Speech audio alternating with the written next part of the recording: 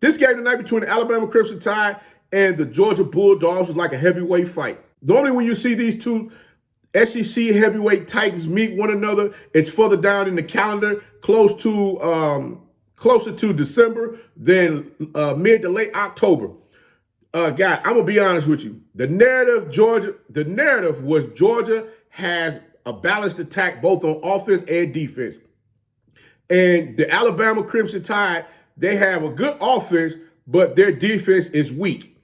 And not to mention Coach Saban had a positive test this week when being tested for the COVID-19 virus.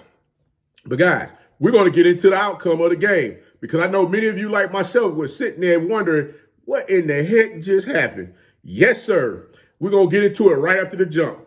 Welcome back to Tomorrow Leader Sports Network with your host, Coach Walker. If you're new to the channel, please like, share, subscribe. Also, you can follow us on social media. The links are listed down below in the description.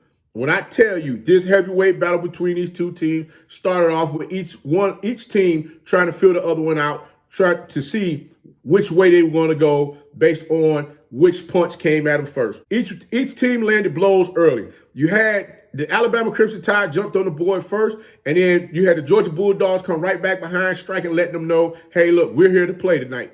Then you looked up again, you got Georgia all of a sudden. They now are ahead. How many times have we seen this story where the Georgia Bulldogs get ahead of the Alabama Crimson Tide only for, dun, dun, dun, you know what's going to happen. Yeah, yes, sir. The Georgia Bulldogs messed around and got ahead of the Alabama Crimson Tide right before half, scored a touchdown. But the one thing that they did, which you never do against Alabama, you do not leave time on the clock for them to have a possibility to score to give them some momentum. And guess what? The Georgia Bulldogs did just that. They scored, Georgia Bulldogs scored a touchdown, leaving a little time on the clock for the Crimson Tide to go down the field and score a field goal right before the half. The score was 24-20. And the Bulldogs was getting the ball after the half. So now, check this out. Peep game on this. You know, there was a few seconds left on the clock right before the half. And Georgia was trying to get their team off the field, not allowing Nick Saban to get that opportunity to kick that field goal just so they could be within 4 points. I don't know what Nick Saban said in the locker room at halftime, but I don't know what he said to them at halftime, but the Crimson Tide came back out in the second half and shut out the Bulldogs. Yes, the Bulldogs scored 24 points on the night, and you had the Crimson Tide post a 40-piece on them. I'm like, wait a minute, guys. What in the world is going on here? Now all of a sudden, you got Bennett. He's throwing interceptions all over the field. And, it was basically what I believe, looking at the defense for the Crimson Tide last night. One of the adjustments that Nick Saban made at halftime was he put more players in the box.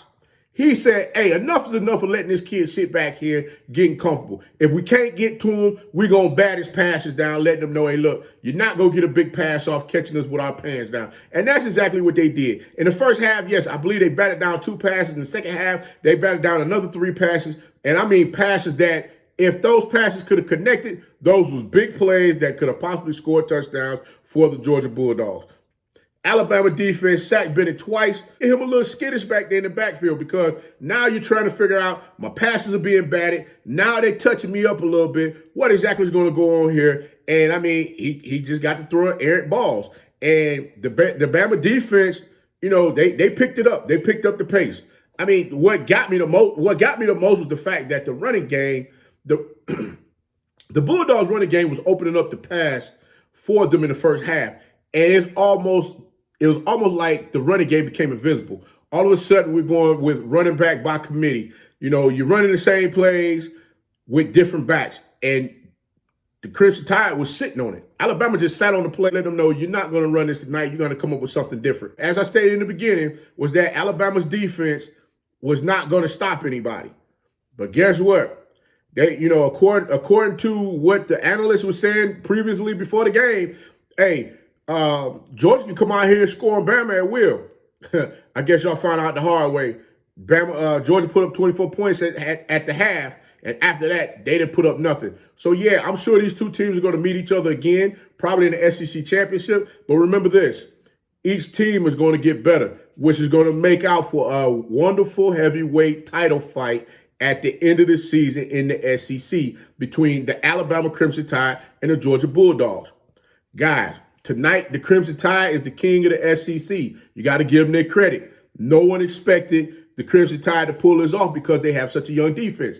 And according to what everyone keeps saying, Georgia's offense is so potent as well as their defense can stop everybody. You had the number one defense, which was the Georgia Bulldogs, against the number one offense, that was the Crimson Tide. And we always say, defense wins championships.